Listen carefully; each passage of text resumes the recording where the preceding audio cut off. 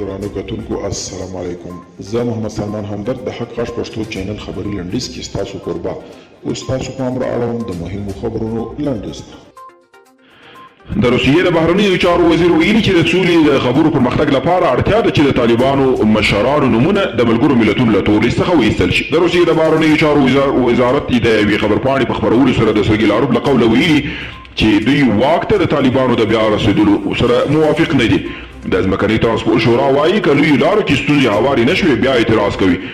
د افغانستان د ځمکني ترانسپورت د سمون سراسري شورا خبرداری ورکړي که په لویو لارو کې دوی پر وړاندې پرتې ستونزې هوارې نه شوې یو ځل به بیا اعتراض وکړي. کام ایر هوایي شرکت ویلي چې په افغانستان کې د لومړي ځل لپاره یوې افغان پیلوټي بوینګ الوتکه الوځولې ده. د یاد شرکت د معلوماتو له مخې د محدثه میرزایي په نوم یوې افغان پیلوټي د یاد هوایي شرکت 930 ډوله بوینګ الوتکې ته له کابل څخه هرات ته الوتنه ورکړې ده او د ملي مصالحې عالي شورا رئیس عبدالله که څه هم په دوحه کې د بین الافغاني مذاکراتو د تماس ډولو ترمنځ د ناستو هرکلی کړی دي خو ټینګار کوي چې دا پرمختګ بسنه نه کوي.